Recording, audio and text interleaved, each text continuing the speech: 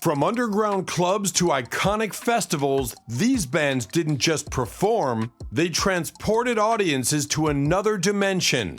Ready to journey through the best of psychedelic rock? 20. The Pretty Things. Bright light of day.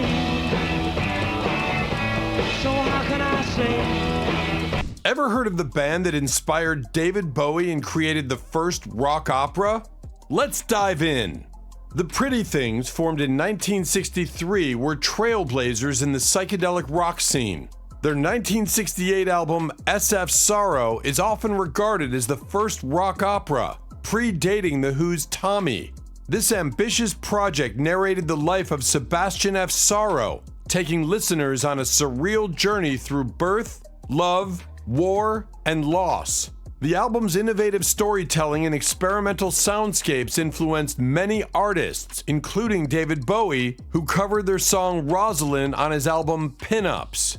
Despite their groundbreaking work, the Pretty Things remained relatively under the radar, often overshadowed by contemporaries like the Rolling Stones and the Beatles. However, their willingness to push musical boundaries and explore darker, more complex themes set them apart.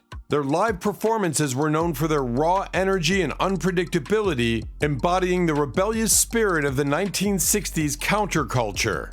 Interestingly, the band name itself was a nod to Bo Diddley's 1955 song, Pretty Thing.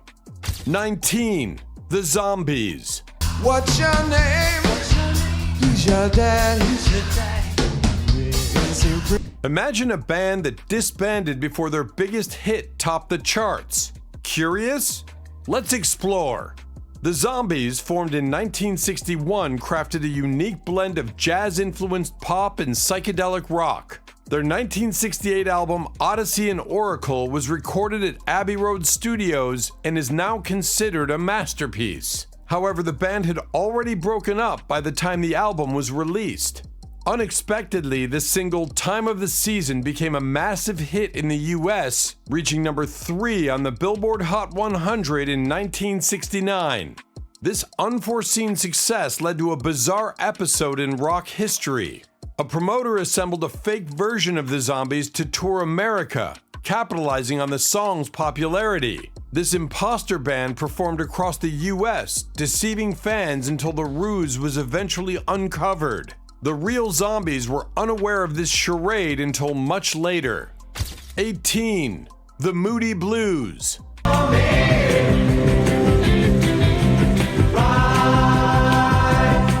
Ever wondered how a fan's harsh critique could transform a band's destiny? Let's delve into the Moody Blues' pivotal moment. In early 1967, the Moody Blues faced a turning point. After a performance, an irate fan confronted them, declaring, "I've brought my wife for a night out and you're the worst band I've seen in my life. You're crap."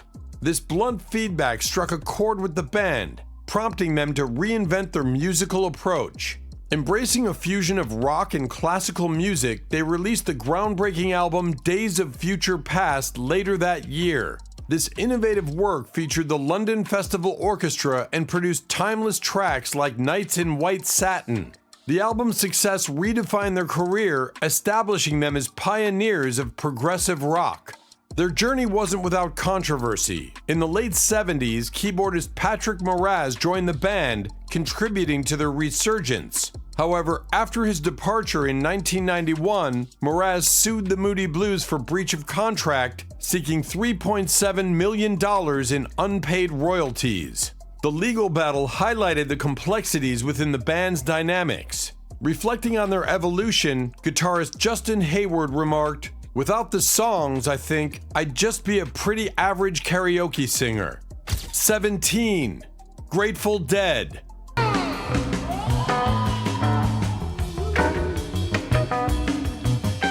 Did you know the Grateful Dead's name wasn't their first choice? The story behind their iconic moniker is fascinating.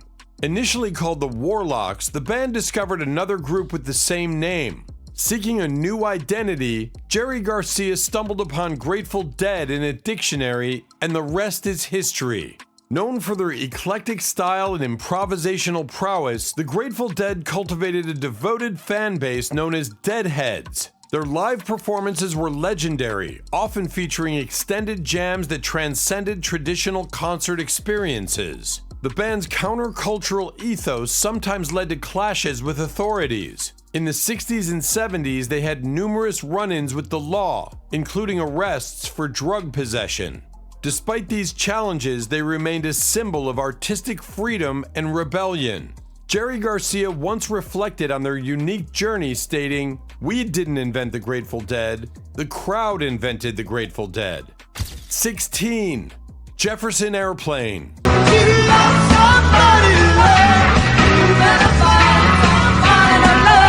Did you know Jefferson Airplane's lead singer once plotted to spike President Nixon's tea with LSD?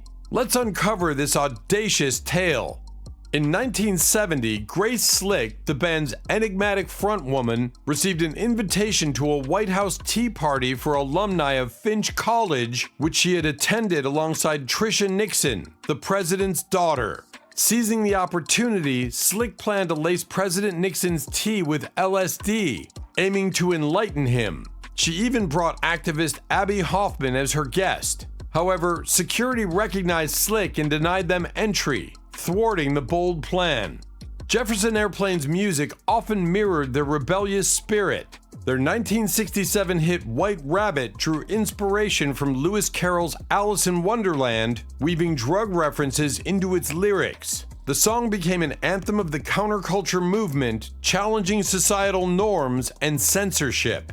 The band's journey wasn't without internal strife. By 1972, tensions escalated, leading to a chaotic concert in Akron, Ohio, described as a war zone due to violent clashes between fans and police. This turmoil contributed to the band's eventual dissolution. Reflecting on their legacy, Slick remarked, "We were the crown princes of psychedelic rock, and we lived every minute like it was our last." 15. The Byrds.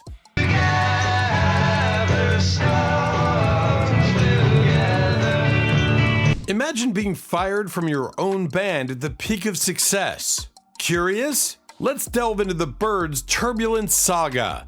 Formed in 1964, the Byrds pioneered folk rock, blending Bob Dylan's songwriting with electric instrumentation.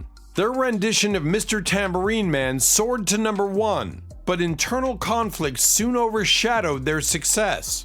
David Crosby, the band's rhythm guitarist, was known for his outspoken nature. Tensions peaked in 1967 when Crosby's onstage political rants and unauthorized performances with rival bands led to his dismissal. Reflecting on this period, Crosby admitted, "I had a large ego. Everything we did was a potential source of disagreement." The Byrds' lineup changes didn't end there. Drummer Michael Clark departed amid disputes over the band's musical direction. These upheavals resulted in a revolving door of members, each bringing distinct influences that reshaped the band's sound. 14. The Doors. Till the stars fall from the sky for you and I. Ever wonder how a single word could get a band banned from national television? Let's explore the Doors' rebellious streak. In 1967, the Doors were set to perform their hit Light My Fire on The Ed Sullivan Show. Producers requested they change the lyric, "Girl, we couldn't get much higher," to avoid drug connotations. Jim Morrison agreed, but sang the original line during the live broadcast. This defiance led to the band being banned from the show. The Doors' journey was marked by controversy. In 1969, during a Miami concert, Morrison allegedly exposed himself on stage, leading to his arrest for indecent exposure. The incident sparked a media frenzy and numerous canceled shows. 13. Cream.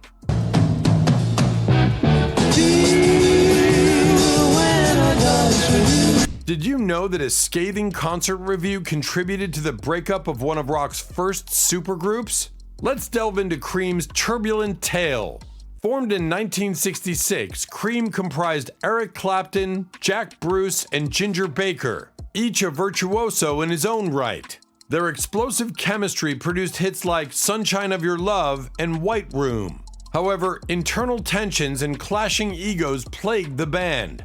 In 1968, music critic John Landau reviewed a Cream concert, describing their performance as uninspired and criticizing Clapton's reliance on blues cliches. This critique profoundly affected Clapton, leading him to question the band's direction. The combination of personal conflicts and external criticism culminated in Cream's decision to disband later that year. Their farewell tour concluded with 2 final shows at London's Royal Albert Hall. 12. The Jimi Hendrix Experience.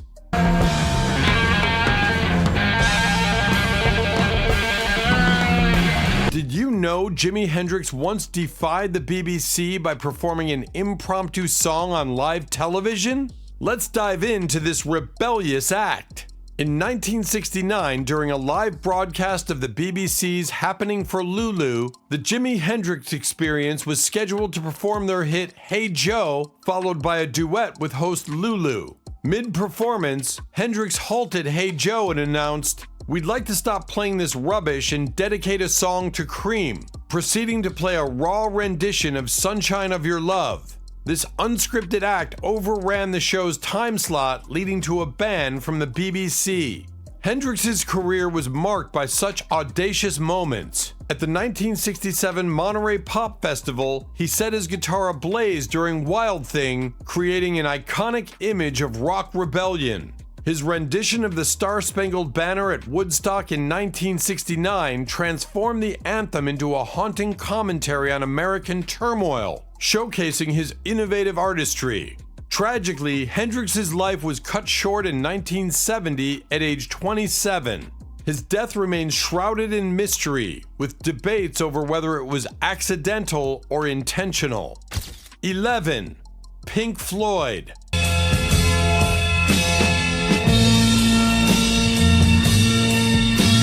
Ever heard about the giant inflatable pig that caused chaos over London? Let's uncover Pink Floyd's airborne mishap.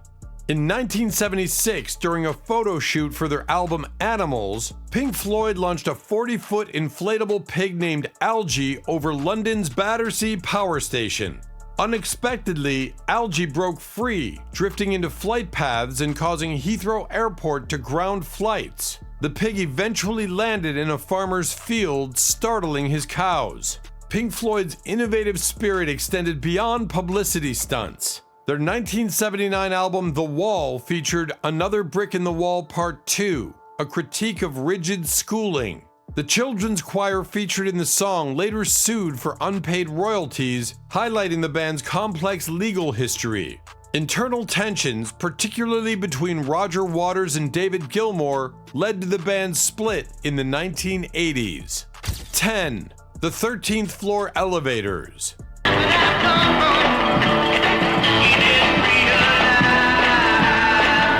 Did you know a band once claimed to coin the term psychedelic rock?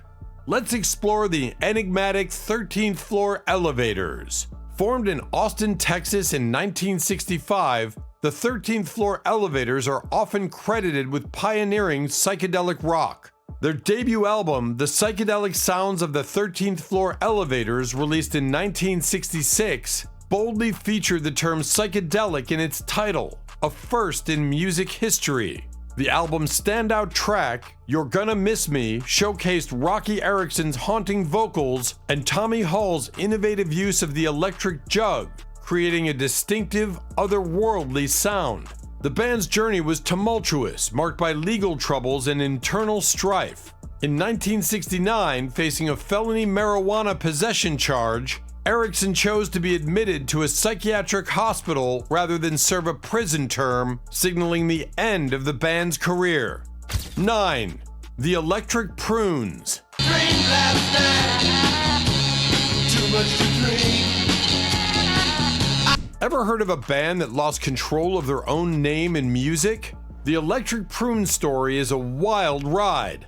Emerging from Los Angeles in 1965, the Electric Prunes gained fame with their 1966 hit, I Had Too Much to Dream Last Night, a song that epitomized the psychedelic sound with its fuzzed-out guitars and surreal lyrics. However, their journey took a peculiar turn when producer David Hassinger took control of the band's name and direction. By 1968, none of the original members were involved in the recording of their album, Just Good Old Rock and Roll, as Hassinger had replaced them with session musicians.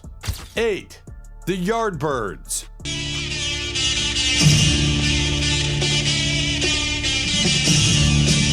Did you know that the Yardbirds were a launching pad for three of rock's greatest guitarists?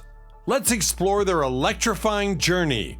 Formed in London in 1963, the Yardbirds became a seminal force in the British blues and psychedelic rock scenes. Their lineup famously included Eric Clapton, Jeff Beck, and Jimmy Page, each of whom would leave an indelible mark on music history. Eric Clapton, the band's original lead guitarist, departed in 1965 due to creative differences, particularly over the band's shift towards a more commercial sound with the release of For Your Love. He was succeeded by Jeff Beck, whose innovative guitar work propelled the band into psychedelic territory. However, Beck's tenure was tumultuous. His perfectionism and volatile temperament led to conflicts, culminating in his dismissal during a U.S. tour in 1966. Jimmy Page initially joined as a bassist, but soon transitioned to lead guitar alongside Beck, creating a dual guitar dynamic that was groundbreaking at the time. After Beck's exit, Page led the band until their dissolution in 1968. Notably, Page went on to form Led Zeppelin. 7. The Beatles. Don't let me down. Ever heard about the Butcher album cover that caused an uproar? Let's delve into one of the Beatles' most controversial moments. In 1966, the Beatles released the US-only album Yesterday and Today, featuring a cover image of the band dressed as butchers, surrounded by raw meat and dismembered doll parts. Intended as a satirical piece, the cover sparked immediate backlash for its graphic content. Capitol Records quickly withdrew the album and replaced the cover, but not before some copies had been sold, making the original Butcher cover a highly sought-after collector's item. This incident was one among several controversies that marked the Beatles' career. Earlier that year, John Lennon faced severe criticism for remarking that the band was more popular than Jesus, leading to record burnings and bans, particularly in the US Bible Belt. However, internal tensions grew, exacerbated by managerial issues following Brian Epstein's death in 1967 and differing artistic visions. These strains culminated in the band's breakup in 1970. 6. The Rolling Stones. Where will it lead us from here? Did you know that a song by the Rolling Stones was so controversial it was pulled from their setlist for years? Let's delve into the story behind Brown Sugar. Released in 1971, Brown Sugar quickly climbed the charts, but its lyrics sparked significant controversy. The song references slavery, rape, and drug use, leading many to criticize it for seemingly glamorizing these dark themes. Mick Jagger later acknowledged the contentious nature of the lyrics, stating, "God knows what I'm on about on that song. It's such a mishmash. All the nasty subjects in one go."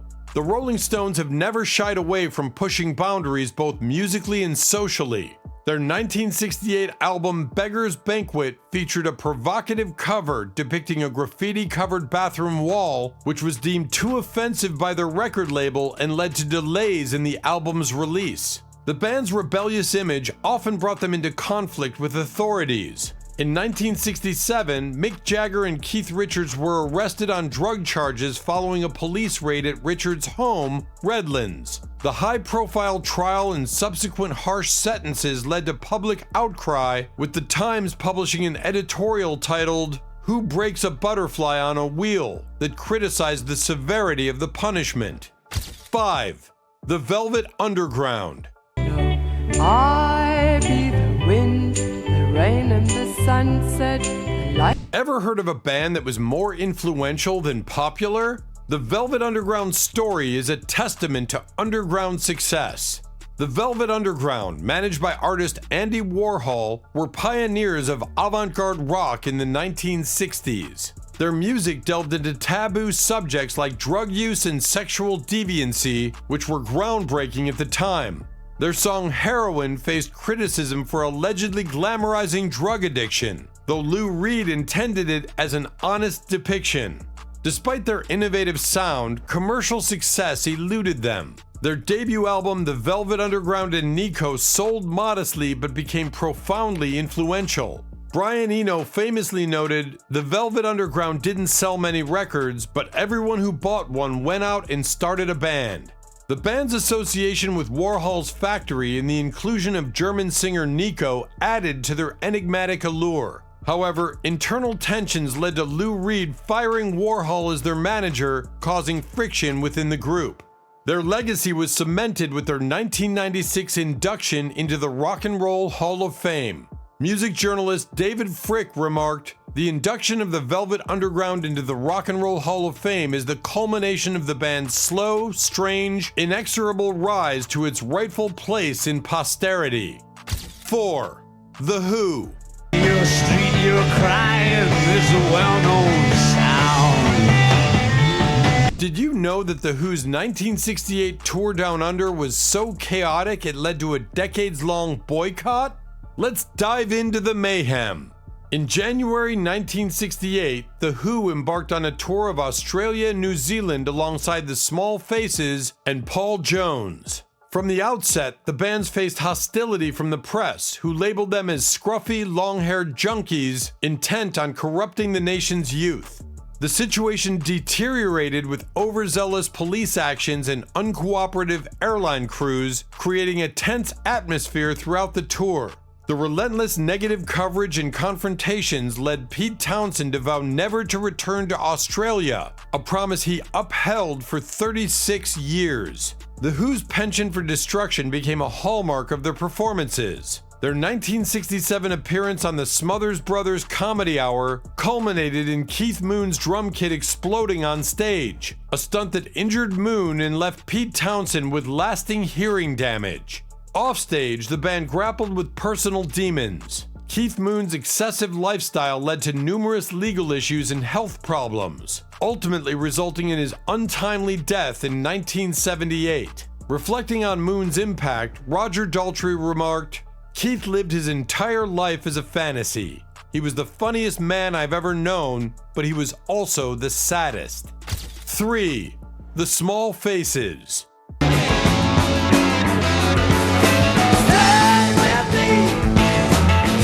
Ever heard of a band that was swindled by their own manager? The Small Faces' tale is a classic rock and roll cautionary story. Formed in 1965, the Small Faces quickly rose to prominence with hits like Itchy-Coo Park and Lazy Sunday. However, their early success was marred by managerial exploitation. Under the guidance of Don Arden, who infamously referred to himself as the Al Capone of pop, the band was subjected to chart manipulation and financial deceit.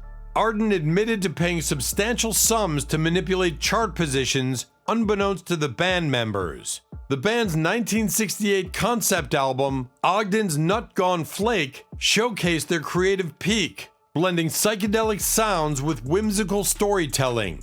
Despite critical acclaim, internal tensions and disillusionment with the music industry led to Steve Marriott's departure in 1969.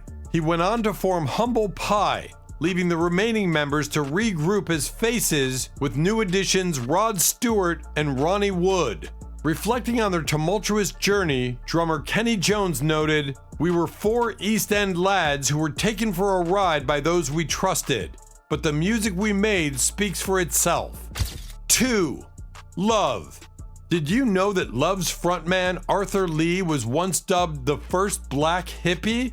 Let's explore the enigmatic journey of this groundbreaking band. Formed in Los Angeles in 1965, Love was one of the first racially diverse American rock bands, blending garage rock, folk, and psychedelia into a unique sound. Their 1967 album Forever Changes is often hailed as a masterpiece, featuring intricate arrangements and introspective lyrics. Despite critical acclaim, the album didn't achieve significant commercial success at the time. Arthur Lee's leadership was both a driving force and a source of tension within the band. Known for his mercurial personality, Lee's erratic behavior led to frequent lineup changes and internal conflicts. In 1996, he was sentenced to prison under California's 3 strikes law for firearm offenses, serving nearly 6 years before his release. Reflecting on his time in prison, Lee stated, "I had time to think about my life and what I wanted to do with it." 1. Iron Butterfly. Ever wondered about the origins of the 17-minute epic In-A-Gadda-Da-Vida? Let's explore Iron Butterfly's monumental contribution to psychedelic rock. Formed in San Diego in 1966, Iron Butterfly quickly made their mark with a heavy, organ-driven sound that bridged psychedelic rock with the nascent heavy metal genre. Their 1968 album In-A-Gadda-Da-Vida became a defining work of the era, with the title track occupying the entire second side of the LP. The song's enigmatic title was reportedly a slurred version of In the Garden of Eden, uttered by lead vocalist Doug Ingle after consuming a significant amount of wine. The band decided to keep the mispronunciation, adding to the track's mystique. The song features an iconic extended drum solo by Ron Bushy, which became a highlight of their live performances. Despite their success, Iron Butterfly faced internal challenges. Guitarist Eric Brand left the band in 1969 due to creative differences, leading to multiple lineup changes that affected their cohesion. Additionally, the band's association with the Manson family, Charles Manson was reportedly a fan, cast a shadow over their reputation during the tumultuous late 1960s. Thanks for taking this groovy journey with us. If you loved exploring the best of psychedelic rock, hit that like button, subscribe, and share your favorites in the comments. And hey, don't miss our other videos. There's more music magic waiting for you. See you next time.